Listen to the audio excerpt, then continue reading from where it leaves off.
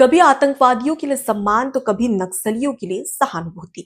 मध्य प्रदेश के पूर्व मुख्यमंत्री और कांग्रेस के दिग्गज नेता दिग्विजय सिंह अक्सर इन्हीं बातों को लेकर चर्चाओं में रहते हैं, लेकिन इस बार तो उन्होंने सारी हदें पार कर दी। आखिर सोशल मीडिया पर दिग्विजय सिंह ने एक्स पर ऐसा क्या पोस्ट किया, ऐसी कौन सी वीडियो शेयर की और ऐसा क्या लिखा जिसके चलते उनको जमकर क्रिटिसाइज किया जा रहा है। आम लोग तो सवाल खड़े कर ही रहे, लेकिन उसके साथ ही साथ बीजेपी भी जमकर कांग्रेस पार्टी पर और दिग्विजय सिंह पर हमलावर होती नजर आ रही है। आज बात करेंगे इसी पर विस्तार से। नमस्कार, मैं हूं आपके साथ अनुपमा खोबरे और आप देख रहे हैं एबीसी न्यूज। 18 नवंबर को इंडिया का मोस्ट वांटेड नक्सली माडवी हिडमा उर्फ संतोष, जिसे देश का सबसे खूंखार नक्सलियों में जिसकी गिनती की जाती है, उसका एनकाउंटर हुआ। 18 नवंबर को माडवी हिडमा और उसकी पत्नी समेत 6 नक्सलियों का एनकाउंटर किया गया और इसे एक बड़ी सफलता करार दिया गया, जिसमें आपको बता दें कि लाल आतंक के अंत की ओर लगातार कोशिश की जा रही है कि किसी ना किसी तरीके से नक्सलियों को या तो मुख्य धारा में जोड़ा जाए, यानी कि उनकी घर वापसी करवाई जाए, या फिर उन्हें नक्सली घटनाओं में अगर वो सक्रिय होते हैं तो उसका मुंहतोड़ जवाब दिया जाए। और इसी के तहत लगातार जवानों की ओर से कोशिश की जा रही है, जिसमें एक बड़ी सफलता मिली है। लेकिन दिग्विजय सिंह का एक एक्स पर ऐसा पोस्ट जिसने अब सियासी गलियारों में चर्चाओं को तेज कर दिया है। लेकिन सबसे पहले आपको बताते हैं कि कौन है इंडिया का मोस्ट वांटेड नक्सली माडवी हिडमा। दरअसल हिडमा, जिस पर 1 करोड़ का इनाम था, जी हाँ, राज्य सरकार ने 1 करोड़ का इस नक्सली पर इनाम घोषित करके रखा था। इसने हमारे सैकड़ों जवानों की जान ले ली, उसके साथ ही कई लोगों की हत्या का आरोप भी इस पर लगा हुआ है।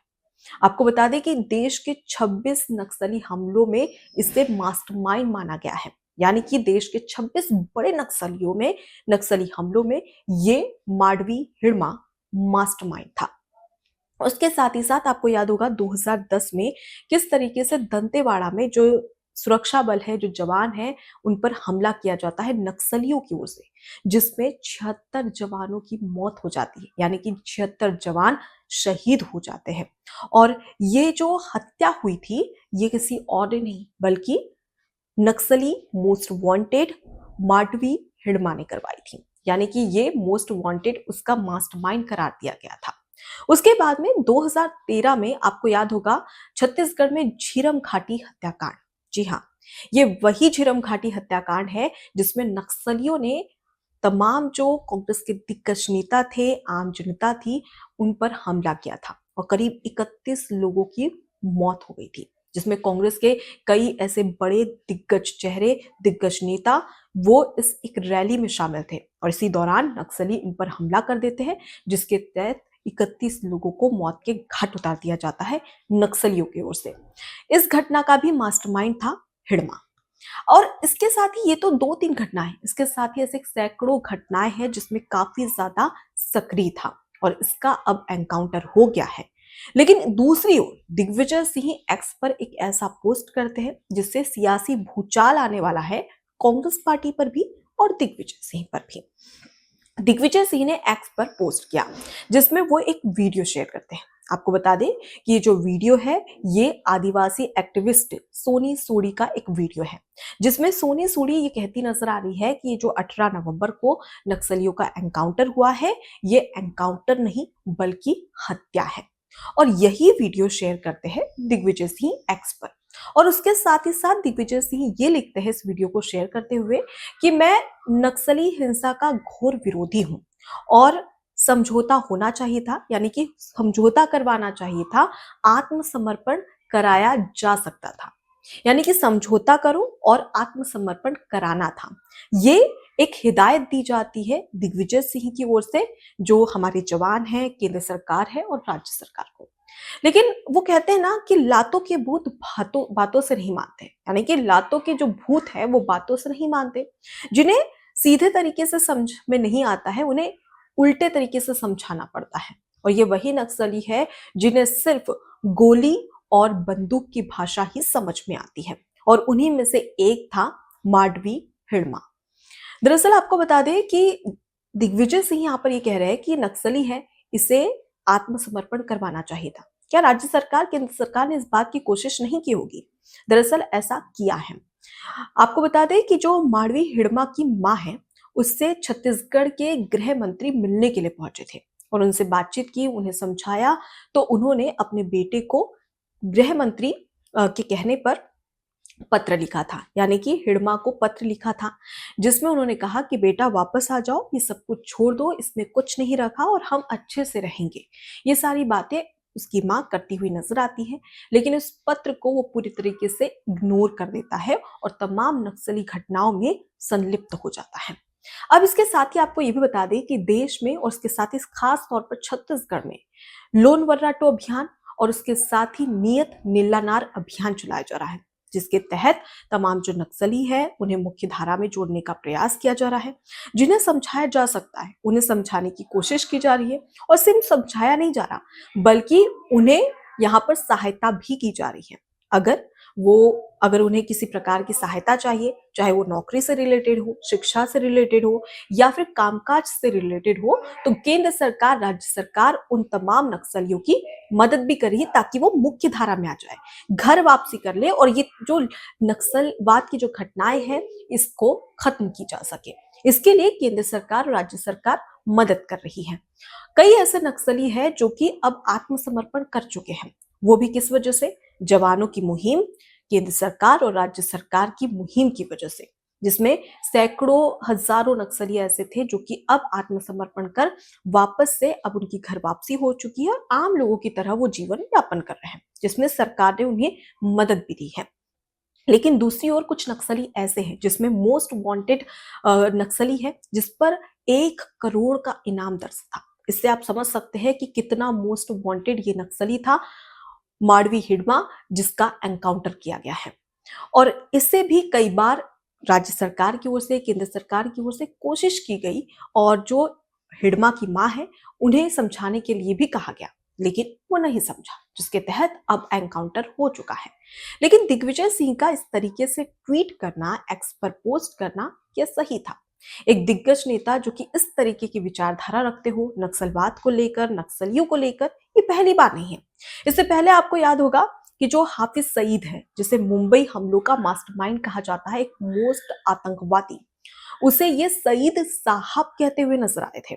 अब वो तो छोड़िए, इससे पहले आपको याद होगा कि ओसामा बिन लादेन, ये जो कि अमेरिका में जो हमले हुए थे उसका मोस्ट वांटेड कहा जाता है, मास्टरमाइंड कहा जाता है। इसको जब अमेरिका ने घर में घुसकर मारा था, उसके बाद में ये ओसामा जी कहते नजर आए। जब इनसे पूछा गया कि आप आतंकवादियों को इतनी रिस्पेक्ट क्यों दे रहे हैं, तो ये कहते हैं कि मैं तो व्यंग्य कर रहा था। आखिर ये कैसा व्यंग्य है जो कि सिर्फ दिग्विजय सिंह को समझ में आता है, बाकी किसी को नहीं? और अब तो वो नक्सलियों के लिए सहानुभूति प्रकट करते हुए नजर आए, जिसमें वो ये कहते हैं कि एक खूंखार नक्सली जिसने हमारे सैकड़ों जवानों की हत्या कर दी, कई आम जनता की हत्या कर दी, और उसके लिए दिग्विजय सिंह ये कह रहे हैं कि इससे आत्मसमर्पण करवाना चाहिए था। क्या ये वाकई में हो पाता? अब ऐसे में दिग्विजय सिंह की जो विचारधारा है वो किस तरीके की है, ये तो यहाँ पर आप ही समझिएगा। लेकिन ये पहली बार नहीं है जब वो आतंकवादियों के लिए इस तरीके से कहते नजर आते हैं या नक्सलियों के लिए इस तरीके से कहते नजर आते हैं। दूसरी ओर बीजेपी जमकर हमलावर होती हुई भी नजर आ रही है। दरअसल काला पीपल से बीजेपी के विधायक हैं, उनकी ओर से दिग्विजय सिंह को ये कहा गया कि हाल ही में मध्य प्रदेश के नरसिंहपुर में जो इंस्पेक्टर हैं आशीष शर्मा, वो शहीद हो गए थे। लेकिन शहीद होने के बावजूद दिग्विजय सिंह के मन से या उनके पोस्ट से एक शब्द नहीं निकला जिसमें वो सहानुभूति प्रकट करे, संवेदनाएं प्रकट करे। अरे वो तो छोड़िए, कम से कम श्रद्धांजलि ही दे देते। उनका कहना था, बीजेपी के जो विधायक हैं उन्होंने कहा कि आपने एक शहीद को श्रद्धांजलि तक अर्पित नहीं की, लेकिन दूसरी ओर मोस्ट वांटेड नक्सली हिड़मा के लिए आप इस तरीके से शब्द और सहानुभूति प्रकट करते हुए नजर आए हैं। यही वजह है कि आप हमेशा नक्सलियों को सपोर्ट करते हैं, आतंकवादियों को सपोर्ट करते हैं, जिसके चलते मध्य प्रदेश से आपका सुपड़ा साफ हो गया है। ये कहना था बीजेपी के नेताओं की ओर से।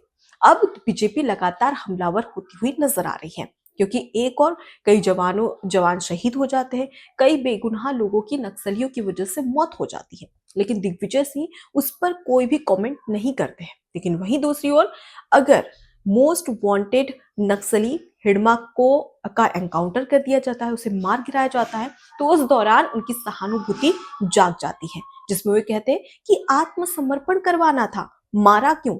मतलब अब तक 26 हमले, मोस्ट वांटेड नक्सली जिसने 26 बड़े हमले किए हो और उसका मास्टरमाइंड करार दिया जाता है और सैकड़ों जवानों को शहीद कर दिया जाता है इसकी वजह से। लेकिन उसके लिए दिग्विजय सिंह कुछ नहीं कहते, वो ये कहते हैं कि आत्मसमर्पण करवाना चाहिए था।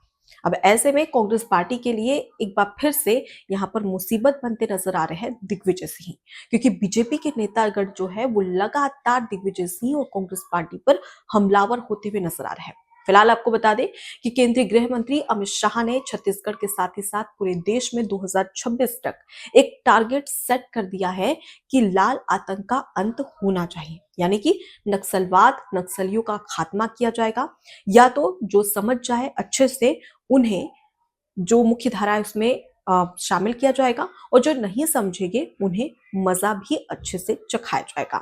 ये साफ तौर पर कह दिया है केंद्रीय गृह मंत्री अमित शाह ने, जिसके तहत अब जो तमाम जवान हैं वो लगातार कोशिश कर रहे हैं कि लाल आतंक का अंत हो, नक्सलवाद का खात्मा हो, और इसकी कोशिश तमाम जवानों की ओर से की जा रही है, जिसमें सबसे बड़ी सफलता के तौर पर हिडमा के एनकाउंटर को देखा जा रहा है।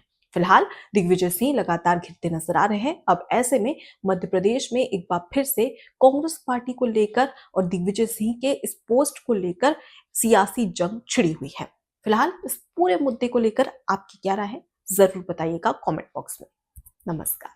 एबीसी हिंदी न्यूज आज ही जुड़िए हर खबर के साथ